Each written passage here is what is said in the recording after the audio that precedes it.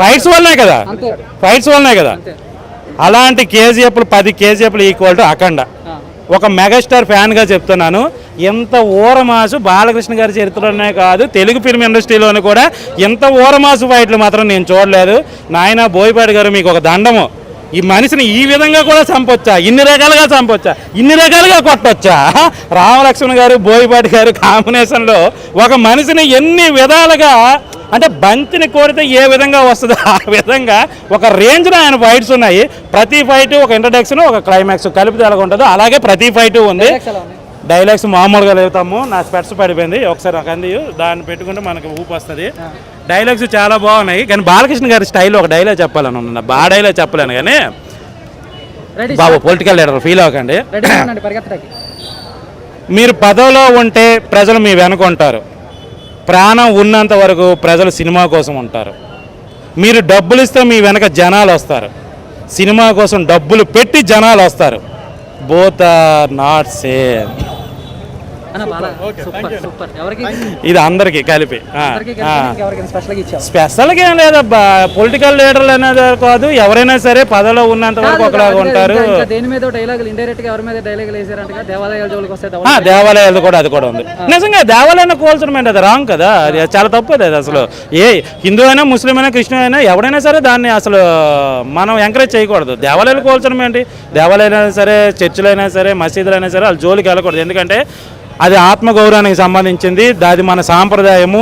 మన మనసులో ఉన్న బాధల్ని కష్టాలని ఏదైనా సరే షేర్ చేసుకునే ఏకైక ప్లేసు, మనలో మనం మాట్లాడుకునే మనసు ప్రశాంతంగా ఉండే ప్లేస్ ఏదైనా ఉందంటే చర్చ్, మసీదు, టెంపుల్స్. ఇవే. వాటి జోలికి వెళ్ళకూడదు, మతాల వైపు వెళ్ళకూడదు. ఎందుకంటే మనిషి కొద్దో గొప్ప మనిషిగా బతుకుతున్నది కేవలం ఆ ప్లేసుల్లోనే. ఆ ప్లేసులు తప్ప మిగతా ఎక్కడ కూడా మనిషిలో బతకట్లేదు. ఒక పార్క్కి వెళ్తే చాలు, ఫ్యామిలీతో పార్కులు కదా ఎరకెరకలు ఎక్కడెక్కడో రాసలీలలు జరుగుతాయి, ఒక్క టెంపుల్స్లోనే జరగవు. ఆ టెంపుల్లో కూడా పవిత్రమైన ఆ టెంపుల్లో కూడా చాలామంది తప్పు చేస్తున్నారు. అప్పుడు ఎవడు ఒక ఎదవ ఇన్నిసార్లు ఎదవ అంట. అరే టెంపుల్లో కూడా బూతు బొమ్మలు ఉన్నాయని ఒక ఎదవ మధ్యన ఇప్పుడు కామెంట్ పెట్టాడు. ఒరే ఎదవా, అది బూతు కాదురా, ప్రతి ఒక్క మనిషి జన్మ వెనుక ఉన్న రహస్యం అది. నువ్వు అలాగే పుట్టావు, నీ బాబు అలాగే పుట్టాడు, నీకు పుట్టినాడు కూడా అలాగే పుడతాడు రా ఎదవ. అది టెంపుల్ మీద ఉన్నది, అది రహస్యం. మన జీవిత రహస్యాన్ని టెంపుల్ మీద బొమ్మలతో చూపిస్తారు. దాన్ని మీరు పట్టుకొని కొంతమంది అతి మేధావులు చాలామంది మాట్లాడతారు. దట్ ఈజ్ కరెక్ట్ కాదు. మనిషిలో మాట్లాడతాం, మనం మనుషులం, జంతువులం కాదు. టాపిక్ డైవర్ట్ అయిపోయింది.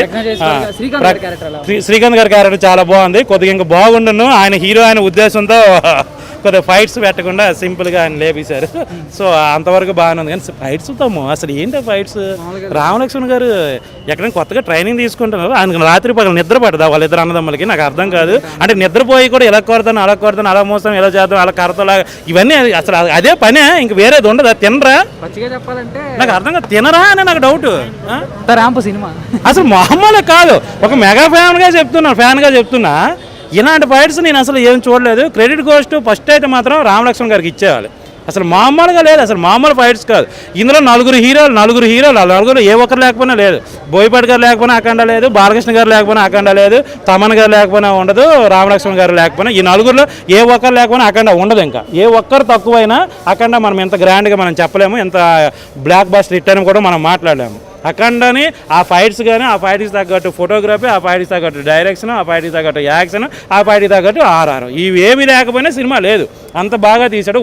మాసు సినిమా అంటే మాసు సినిమా కావాలనుకున్నాడు అందరికీ ఇవే మాసులు. అరే మీ అందరికీ కొత్త హీరోలకు అందరికీ చెప్తున్నా, అంత చిన్న మధ్యలో వచ్చిన హీరోలకు కాదు, కొత్త హీరోలకు చెప్తున్నా. మీరు లవ్ స్టోరీలు నీట్గా తీసుకోండి. మీరు కొడితే బాలకృష్ణ గారు మన చిరంజీవి గారు కొడితే ఎగురుతారు కదా, మనము రూపులు పెట్టేసి కట్టేసి కొట్టేద్దామంటే మీ సినిమా ఎవరు చూడడం. మీరు మంచి లవ్ స్టోరీలు తీయండి, మేము చూస్తాము.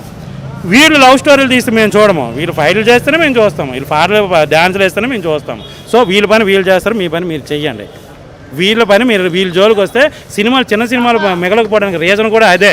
మీరు మంచి లవ్ స్టోరీలు, ఫ్యామిలీ స్టోరీలు తీసుకుంటే మేము ఆదరిస్తాము. పెద్ద సినిమాలు తీసేటట్టు మీరు తీసి మేము కూడా పెద్ద తోపులము, మేము మాస్ హీరోలు అయిపోతామంటే అవ్వదు. అది కూడా డైరెక్ట్గా మీకు చెప్తున్నాను అందరికీ కూడా. కొత్త హీరోలకి, కొత్త డైరెక్టర్లకు కూడా ఇదే కరెక్ట్. సో చిన్న హీరోలు అందరూ లవ్ స్టోరీలు తీసుకోండి. ఇప్పుడు 40 సంవత్సరాలు అయ్యింది బాబు. 40 సంవత్సరాలు అయినప్పుడు కూడా బాలకృష్ణ గారు ఒక లుక్కో, ఒక ఫైట్కో కుర్ర హీరోలు కానీ ఎవరైనా పనికొస్తారా? వాళ్ళు ఆల్రెడీ లెజెండర్లు, వాళ్ళందరూ మామూలు ఆర్టిస్టులు కాదు. ఒకటి రెండు బీర్లు తాగితేనే ఎనర్జీ వస్తుందని చాలామంది రోజు బార్లో కూర్చొని బీర్లు కొడుతున్నారు. మరి 10 కంపెనీలు బీర్లు తాగితే ఎంత ఎనర్జీ వస్తుంది ఆలోచించండి ఎనర్జీ వస్తుంది అన్న అని అంటారు. దానికి ఈక్వల్గా చెప్తా, ఒకటి రెండు బీర్లు తాగితే ఎనర్జీ వస్తుంది మాకు సూపర్ అంటుంటారు కదా. మరి అలాంటి ఎనర్జీ వస్తుంది అనుకున్న వాళ్ళు 10 కంపెనీలు బీర్లు తాగితే ఎంత ఎనర్జీ వస్తుందో క్యాల్కులేషన్ చేయండి. అదే బాలకృష్ణ గారు. ఏ హౌస్లో కూర్చుని ఆయన తాగుతాడు అనుకో పోనీ, అలానే అనుకో. కానీ ఒక రేంజ్లో ఉంది ఊరమాస్ సినిమా, అది మామూలుగా చెప్పలేము. ఫైట్స్తో కావాలనుకునే మంచి కుతూహలంతో ఉన్న వాళ్ళందరూ కూడా మరి సట్లు చించుకుంటారు. ఆ రేంజ్లో ఉన్నాయి ఫైట్స్ మామూలుగా. నేను ఇక్కడ బటన్ తీసాను చూసు, ఇలా లాగాను బటన్ అడ్డంగా వచ్చింది. అది సో అది కొన్ని వస్తాయి నువ్వు నీ యాసాలు. అది ఎవడో ఆ బిగ్ బాస్లో ఏదో చెప్పామని ఏదే పడితే అప్పడం అయిపోతుంది అంటే ఏదో అప్పడం అయిపోతుంది నన్ను అప్పడం అయిపోతుంది అని అన్నట్టు నేనేదో చించుకుంటాను. నిజంగా చించుకుంటారా ఏంటి? అతిశయోక్తి. చిన్నప్పటి నుంచి స్కూల్లో చెప్తుంటారు అతిశయోక్తికి ఉదాహరణ రాయండి అంటే నేను రాయను సార్ అని ఉంటావు నువ్వు. అందుకే ఈరోజు మాకు ఈ క్వశ్చన్స్. అది పరిస్థితి. విలన్లు ఉన్నారు మూవీలో. సో ఇద్దరితో అఖండ పోరాటమే సినిమా సెకండ్ హాఫ్ అని చెప్పుకోవచ్చు. ఎక్స్ట్రాడినరీ బీజిఎమ్స్ అయితే టాప్ లెవెల్. ప్రతి ఒక్క సీన్కి కూడా అలా గూస్ బంప్స్ వస్తుంటాయి. మ్యూజిక్ అంటే ఒక 2-3 బాగున్నాయి, అంటే కొంచెం బోర్ అనిపిస్తుంది. బాలయ్య బాబు స్టెప్పులు జై బాలయ్య పాటలు ఎక్స్ట్రాడినరీ. చందు సినిమా బాగుందబ్బా. ఏం నచ్చింది అంటే ఫస్ట్ నుంచి కూడా సింహ లెజెండ్ తర్వాత 3వ సినిమా వాళ్ళ కాంబినేషన్లో ఎక్స్పెక్టేషన్స్ రేంజ్లో ఉన్నాయి. ఇక్కడ జనాలు చూస్తుంటే ఆఫ్టర్ లాక్డౌన్ తర్వాత ఒక పెద్ద hero cinema, commercial cinema release అవటం ఒక జాతరలో అనిపిస్తుంది. సినిమా వీడు ఫస్ట్ టైం అక్కడ గేట్ కాకుండా ఇక్కడ గేట్ ఓపెన్ చేసినంటే చూసుకో. సో సినిమా చూశారు కాబట్టి మీకు ఎలా అనిపించింది? చాలా బాగా అనిపించింది. సినిమాలో మెయిన్ కొన్ని ఆస్పెక్ట్స్ ఉంటాయి. బాలకృష్ణ గారి డైలాగ్ డెలివరీ కావచ్చు, యాక్షన్ సీన్స్ కావచ్చు, బ్యాక్గ్రౌండ్ మ్యూజిక్ కావచ్చు, cinematography main. Slow motion shots ఉంటాయి చూడు, అవి అయితే టాప్ లెవెల్ ఉంటాయి. సో అంత బాగా తీయడం జరిగింది. బోయపాటి గారి డైరెక్షన్ టాప్ లెవెల్. కొన్ని థాట్స్ ఉంటాయి. క్లైమాక్స్లో విలన్ చంపడానికి కూడా ఒక టెక్నిక్ వాడటం జరిగింది. అది కూడా నాకు బాగా నచ్చింది. సో చాలా బాగుంది ఓవరాల్గా మూవీ. పక్క రైతుగా ఒక పక్క ముఖ్యంగా చూసుకుంటే గోరా క్యారెక్టర్ అనేది ఫస్ట్ నుంచి కూడా అందరిలోనూ ఒక ఎక్స్పెక్టేషన్స్. సో ఎలా ఉంటారు బాలయ్య గారు అని. సో దాంట్లో చెప్పే యాక్షన్ సీన్స్ కానీ చెప్పే డైలాగ్స్ కానీ అవన్నీ ఎలా ఉన్నాయి గోరా క్యారెక్టర్? చాలా గోరా క్యారెక్టర్ డైలాగ్స్ అయితే నీకు ఒకటి చెప్తా చూడు. గోరా క్యారెక్టర్ డైలాగ్స్ ప్రతి చోట ఎక్స్ట్రాడినరీ ఉంటాయి. బాలయ్య బాబు డైలాగ్స్ అంటే నార్మల్ వెర్షన్ డైలాగులు కూడా శ్రీకాంత్ గారు ఎదురుపడినప్పుడు ఒక సీన్ ఉంటుంది, ఫస్ట్ టైం ఎదురుపడినప్పుడు ఆ సీన్లో డైలాగులు ఉంటాయి.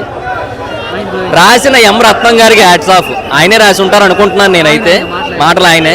సో ఆయనకి మాత్రం హ్యాట్స్ ఆఫ్. అసలు ఒక్కొక్క మాట అంటే ఆ పదాలని ప్రాసలు అంటారు కదా, ఒక పదం ఇంకో పదం ఎడ్జ్ ఒకలాగే రావడం, ఆ ప్రాసలు వాడుతూ కూడా అంత బెస్ట్గా డైలాగులు ఇవ్వడం అనేది ది గ్రేట్. అసలు మళ్ళీ సెన్స్ కూడా చాలా ఎక్కువ ఉంది, మీనింగ్ కూడా చాలా బాగా వస్తుంది ప్రతి ఒక్క డైలాగ్కి కూడా. సో అది కూడా బెస్ట్. అసలు ముఖ్యంగా చూస్తే అన్న ఆ దేవాలయాల జోలికి వస్తే డైలాగ్స్ కానీ అవన్నీ కొంచెం ఇండైరెక్ట్ గా ఎవరికో తగిలినట్టు ఉన్నాయని చెప్పేసి అంటున్నారు బయటకు వచ్చి. ఏమో నాకేం అలా అనుకోలే, నేను అలా అనుకోలే. కానీ నాకు ఏమనిపించిందంటే హైందవ ధర్మం కోసం, సనాతన ధర్మం కోసం, దేవాలయాల గొప్పతనం కోసం మన పూర్వీకులు ఇంతకుముందు దేవాలయాలు నిర్మించేటప్పుడు ఎలాంటి గొప్ప గొప్ప ఆలోచనలతో నిర్మించేవారు, ఇలాంటివన్నీ కూడా క్లియర్గా చెప్పారని అనిపించింది తప్ప నాకు దాన్ని నెగిటివ్గా అయితే నేను చూడలేదు. కరెక్ట్గా బాలకృష్ణ గారిని కరెక్ట్గా చూపించాలన్నా, కరెక్ట్గా వాడాలన్నా బోయపాటి గారికే సాధ్యమని ఆల్రెడీ రుజువు చేశారు కొంతమంది అన్నారు. సో ఈ సినిమా ఎంతవరకు అసలు ఒక 200 టైమ్స్ రుజువు చేసింది ఆ మాటని. అసలు ఎక్స్ట్రాడినరీ అబ్బా. ప్రతి ఒక్క సీను కూడా టాప్ లెవెల్లో తీయడం జరిగింది బోయపాటి గారు. My mind blowing. అసలు కొన్ని సీన్లు ఇప్పటికీ మైండ్లోంచి బావు అలా తీయడం జరిగింది ఆయన. తమన్ గారి బ్యాక్గ్రౌండ్ మ్యూజిక్ అయితే టాప్ లెవెల్ అబ్బా. తమన్ గారు ఇచ్చిన బ్యాక్గ్రౌండ్ మ్యూజిక్ టాప్ లెవెల్, అది మామూలుగా లేదు. అది అది మన కలెక్షన్స్ మనం చెప్పలేము. బేసిక్గా ఇక్కడ క్రౌడ్ చూస్తుంటే చాలా హెవీగా వచ్చారని అర్థమవుతుంది. సో డెఫినెట్గా పాజిటివ్ టాక్తోనే మొత్తం అందరూ బయటికి వెళ్తున్నారు. సో నాకు ఇక క్లైమాక్స్ కొంచెం ఎక్కువసేపు ఉన్నట్టు అనిపిస్తుంది, అంటే క్లైమాక్స్ ఫైట్. బట్ అంతకుమించి నాకు ఎక్కడ ఓవర్ అనిపించలేదు. Okay, thank you.